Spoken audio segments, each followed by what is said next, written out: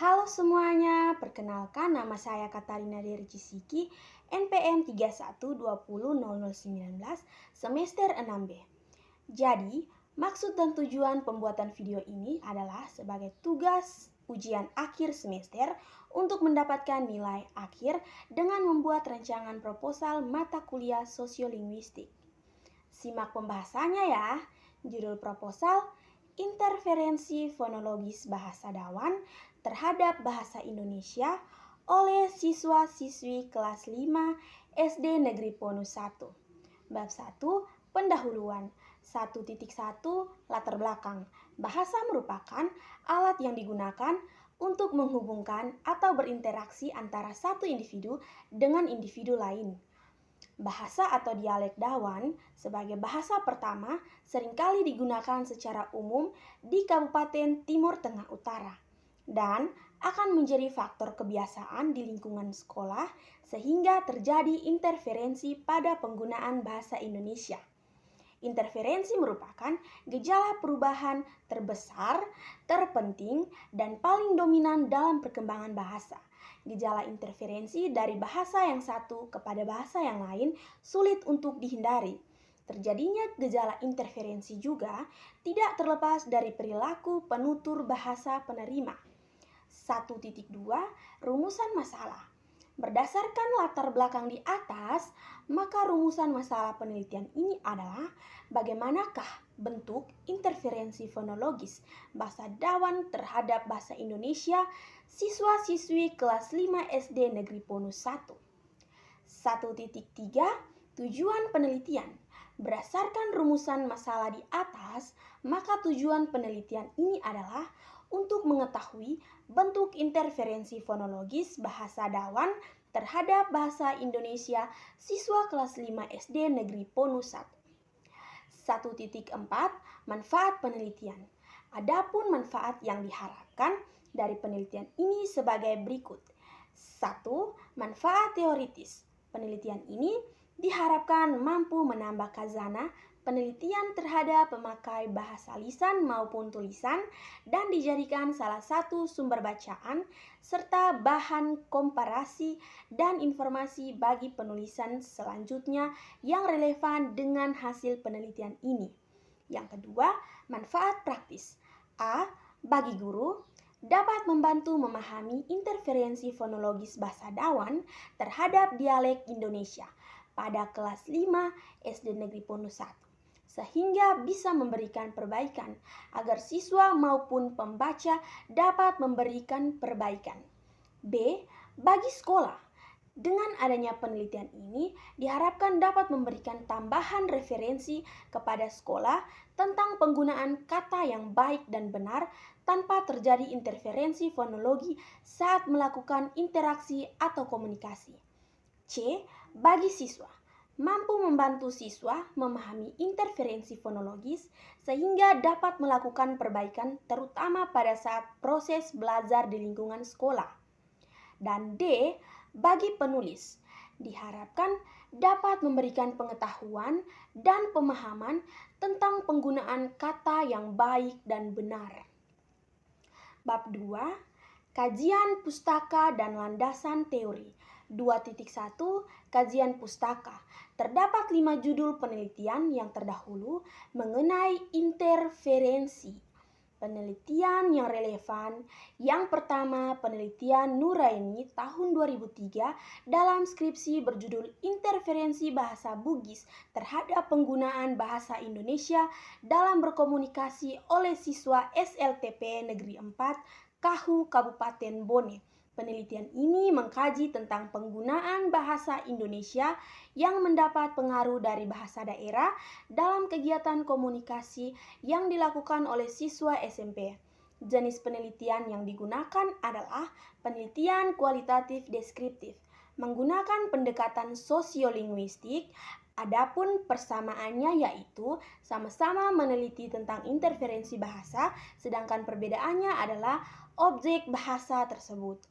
Yang kedua, penelitian Nurwahida tahun 2017 dalam skripsi berjudul Interferensi Gramatikal Bahasa Makassar dalam Bahasa Indonesia pada karangan siswa kelas 7. MTS Muhammadiyah Kambajawaja, Kecamatan Bontonompo Selatan, Kabupaten Goa.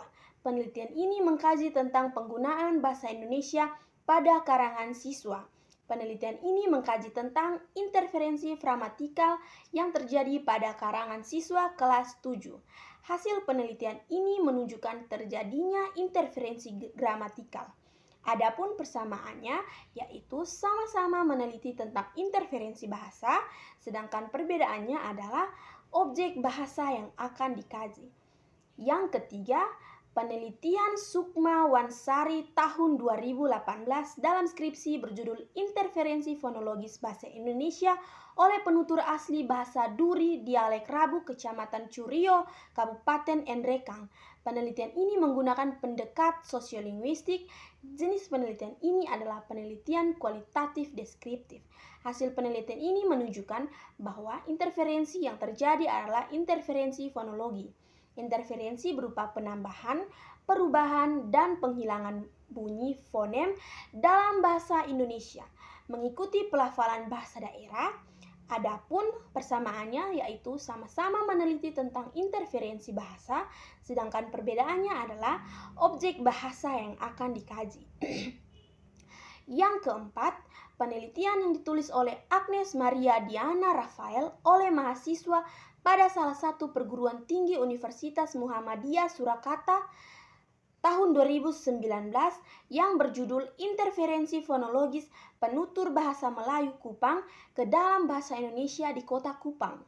Penelitian ini dilakukan dalam proses bahasa sehari-hari Kupang dalam berkomunikasi. Penelitian ini menggunakan pendekatan sosiolinguistik, yaitu suatu pendekatan yang mengkaji tentang bahasa dalam kaitannya dengan masyarakat.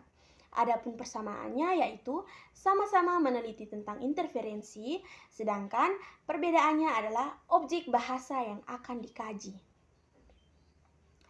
Yang kelima, penelitian yang dilakukan oleh Perawati, salah satu mahasiswa di Universitas Tadulako, jurusan Pendidikan Bahasa dan Sastra Indonesia tahun 2020 yang berjudul Interferensi Bahasa Bugis Dialek Wajo terhadap penggunaan bahasa Indonesia lisan di Desa Toru, Kecamatan Toru, Kabupaten Perigi Motong. Adapun persamaannya yaitu sama-sama meneliti tentang interferensi, sedangkan perbedaannya adalah objek bahasa yang dikaji. 2.2 Landasan teori. 2.2.1 Sosiolinguistik merupakan ilmu antardisiplin antara sosiologi dan linguistik, dua bidang ilmu empiris yang mempunyai kaitan yang sangat erat. Dengan kata lain, sosiolinguistik adalah studi atau pembahasan terhadap bahasa sehubungan dengan penutur bahasa itu sebagai anggota masyarakat. Bahwa sosiolinguistik mempelajari dan membahas aspek-aspek kemasyarakatan bahasa, khususnya perbedaan faktor-faktor kemasyarakatan. Secara umum dapat dikatakan bahwa sosiolinguistik adalah bidang ilmu antardisiplin yang mempelajari bahasa dalam kaitannya dengan penggunaan bahasa itu di dalam masyarakat. Saleh dan Mahmud tahun 2006 halaman 1. 2.2.2 Masyarakat tutur.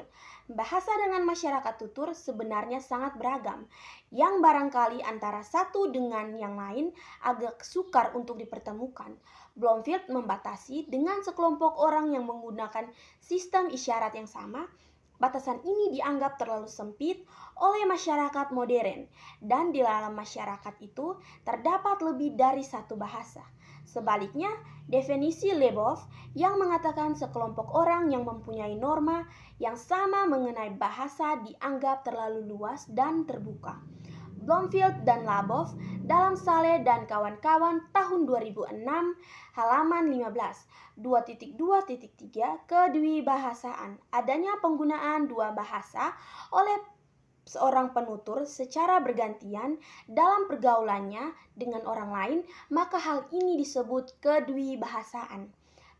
dalam kajian sosiolinguistik bahwa bilingualisme adalah digunakan dua buah bahasa oleh seorang penutur dalam pergaulannya dengan orang lain secara bergantian. Aslinda dan Syafiaya, tahun 2010, halaman 8, kedewibasaan adalah kemampuan atau kebiasaan yang dimiliki oleh penutur dalam penggunaan dua bahasa. Bab 3, metodologi penelitian. 3.1, jenis penelitian. Penelitian tentang interferensi fonologis bahasa Dawan terhadap bahasa Indonesia siswa kelas 5 SD Negeri Ponus 1 menggunakan observasi partisipan, khususnya fenomena kebahasaan yang bersifat natural, artinya data yang dikumpulkan berasal dari lingkungan yang nyata dan apa adanya, berupa bentuk-bentuk ujaran yang mengalami interferensi tuturan bahasa Indonesia oleh penutur siswa-siswi kelas 5 SD Negeri Ponus 1 dalam berkomunikasi lisan. Di samping itu, metode yang digunakan dalam penelitian ini adalah metode penelitian kualitatif deskriptif. 3.2 Lokasi penelitian. Lokasi penelitian ini di SD Negeri Ponus 1, khususnya kelas 5 Kabupaten Timur Tengah Utara, Ponu SP1. 3.3 Sumber data. Adapun sumber data dalam penelitian ini adalah siswa kelas 5 SD Negeri Ponus 1 yang pada dasarnya adalah penutur bilingual, dalam hal ini bahasa Dawan sebagai bahasa pertama dan bahasa Indonesia sebagai bahasa kedua, yang langsung sebagai sumber data dalam penelitian ini. Responden yang dimaksud di atas adalah beberapa orang yang berstatus sosial yang berbeda. Pengambilan data berfokus pada bentuk-bentuk interferensi fonologis bahasa Dawan terhadap bahasa Indonesia kelas 5 SD Negeri Ponus 1. 3.4 Teknik pengumpulan data. Untuk menjawab rumusan masalah penelitian ini, maka teknik pengolahan data dalam penelitian ini menggunakan teknik yang berbentuk 1. Studi kepustakaan, yakni membaca buku-buku yang berhubungan dengan judul dan pokok masalah yang berhubungan dengan masalah yang dirumuskan. 2. Data lapangan, dilakukan dengan melakukan dialog langsung dengan siswa atau responden, meminta kepada siswa untuk melakukan dialog dan mengamati siswa dalam melakukan hubungan komunikasi atau percakapan bebas di lingkungan sekolah pada umumnya. Dalam penelitian ini, peneliti melakukan dialog dengan siswa melalui daring. 3.5 Teknik analisis data. Penelitian ini adalah penelitian deskripsi dengan lebih banyak bersifat uraian dari hasil penelitian. Data yang telah diperoleh akan dianalisis secara kualitatif serta diuraikan dalam bentuk deskriptif. 3.6 Instrumen. Penelitian instrumen yang dikumpulkan adalah melalui bentuk ujaran bahasa Indonesia yang mengalami interferensi fonologis terhadap bahasa Dawan siswa kelas 5 SD Negeri Ponus 1 akibat terjadinya kontak bahasa yang diujarkan oleh siswa komunitas tutur bilingual. Sekian pembahasan saya mengenai perancangan proposal dengan judul Interferensi Fonologis Bahasa Dawan terhadap Bahasa Indonesia oleh siswa-siswi kelas 5 SD Negeri Ponus 1. Terima kasih.